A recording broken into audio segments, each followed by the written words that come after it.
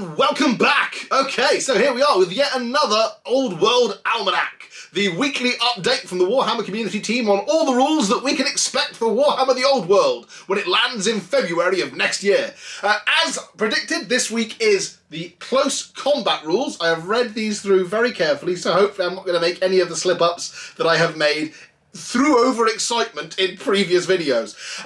That being said, overexcitement, yes, the weapon skill chart is back! Ha ha ha! So, okay, we know now that this is going to be exactly like previous editions of Fantasy.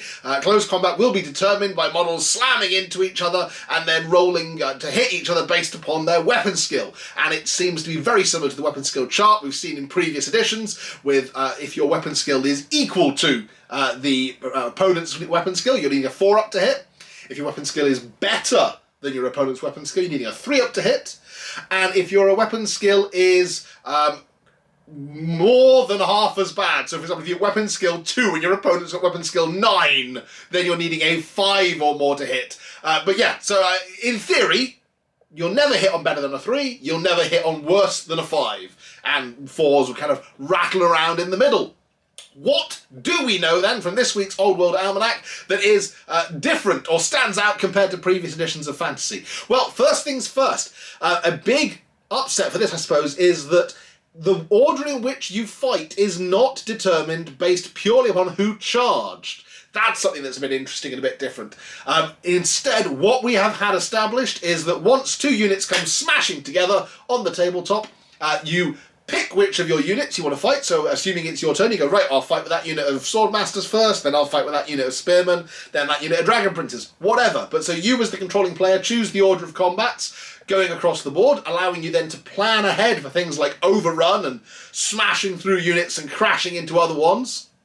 But also, the order in which models fight in the combat is determined based upon their initiative. So if you've got an initiative 1 Stone Troll, is the example it gives, versus an initiative 6 Swordmaster, then even if the Stone Troll somehow lumbers into close combat with the Swordmasters first, the Swordmaster will attack the Stone Troll unit before the Stone Trolls get to make their attack, because they've got the highest initiative.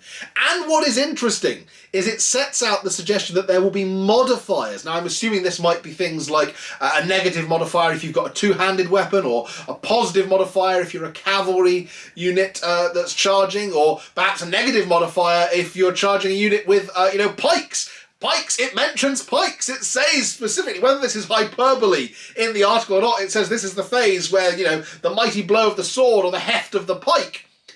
Does this mean we're going to get to see regiments of pikemen? Does this perhaps mean that we're going to get Dogs of War style Tylians? I don't know. I can only hope and pray. Games Workshop, if you're watching, if you did a made-to-order of the Dogs of War range, I think there's a lot of hobbyists out here who would rapidly become very, very poor. But I digress. The order in which you fight, therefore, is determined not based upon who charges into combat, but upon who has the higher initiative characteristic. And even from that, we saw a couple of example initiative characteristics. 1 for a Stone Troll, which I checked, is exactly the same as it was back in 4th and 5th edition. 6 for a Swordmaster, which is actually 1 less than it was back in 5th edition. So Swordmaster's got a slight downgrade there. What other modifiers there are, they're keeping Sturm on for a moment. Perhaps, just perhaps, this will be something where weapon modifiers come in. And this was something I was hoping to see in this week's Old World Almanack, but they've kept it quiet. There's no rules about weapons or what the different armor penetration modifiers of weapons are, or what special bonuses weapons give you. They didn't even, when they talked about how many ranks can fight, make mention about whether or not spears, for example, give you their extra rank to attack. They've hinted at it, but they haven't out and out said it. But so, what else is different? Well, the other major difference, I suppose, is they've made clear, as we mentioned last week, that the front rank gets to fight, unless you have a unit special rule that lets you fight in more than 1 rank, like, for example, the Lance formation, or I'm assuming some kind of High Elf City Guard rule. Or alternatively, we are reading from this, whether you've got some kind of weapon modifier, like, for example, pikes or spears, giving you the chance to fight in extra ranks. But what they have stressed, which is different from how it's been in previous editions, is every model in the front rank gets to fight. So even if you have a unit of like 4 Dwarf Slayers wide versus 10 Night Goblins deep, a unit of 50 Night Goblins that's 10 across the front, 5 ranks deep, I mean, like we used to get in the bad old days of 8th Ed, every Night Goblin in that front rank, presuming they're not all chopped to pieces by slayers, would get to fight. The way they describe this is it's represented as the unit wrapping around the enemy unit and kind of attacking the flanks, albeit it doesn't suggest that you get some kind of flank bonus for that. But yeah, so I guess the era of wide units has not gone. Whether or not we'll see units that are long and wide rather than they are deep, who knows? And how this ties into the different formations for movement as well, like marching in column and stuff, that's all still to be decided. But that's really cool. So the other major difference we've seen that they kind of highlighted in this issue is combat resolution. Yeah, so combat resolution is back as before. And once again, it's determined along the lines of whoever's caused the most damage, you total up the points. So, you know, I've caused 5 wounds with my Slayers, I've caused 3 wounds with my Night Goblins. Okay, so it's 5 versus 3. That's 5 points there, 3 points there. But then you get bonuses for ranks, for standards, for battle standard bearers, for high ground. And other special modifiers it mentions, which we don't know what that is. But then the end result is you totally combine the 2 scores and you see who's got the higher score. Woohoo, they've won. The difference in scores is how much they've won by. Loser takes a leadership test with a negative modifier of the difference. Okay, all so far, so Warhammer Fantasy Battle. So what do we do when we've got these combat scores? Well, so there's now 3 things that can happen when you've failed a leadership test. The first thing that can happen is this, that you roll over your unmodified leadership, and that's it, you run away. You're going to get chased by your enemy. If they catch you, they kill you. Bang, you're dead. The next thing that could happen, though, is that you could roll over your modified leadership, but under your unmodified leadership. And what happens there, interestingly, is that you fall back in good order. How this seems to be represented is that you make a flee move, but if your opponent catches you, you aren't wiped out.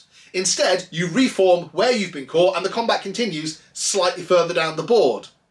The final thing that can happen is that you can roll under your modified leadership, so the oldest example being that just essentially you've passed the leadership test, which is now described as giving ground. Previously that would just mean that, woohoo, you passed the leadership test, you stayed in combat.